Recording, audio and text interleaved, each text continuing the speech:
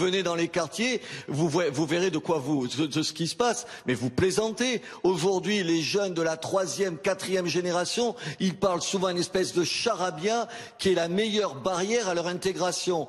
Aller dans ce sens-là, c'est continuer dans ce sens-là. Ce dont ils ont besoin, c'est des cours de français, madame. Aujourd'hui, quand je vois que l'État nous demande de leur prêter les écoles, le soir, pour donner des cours d'arabe, mais c'est une folie qu'on donne à ces familles où on ne parle pas bien le français, où on n'a pas une culture française, les moyens de s'intégrer à la France. Et pour s'intégrer à la France, il faut parler français. Oui, mais c'est pas Alors la priorité, c'est le français pour tout le monde. Ça peut ne pas être contradictoire. Ça peut ne pas être contradictoire. Mais bien sûr que c'est...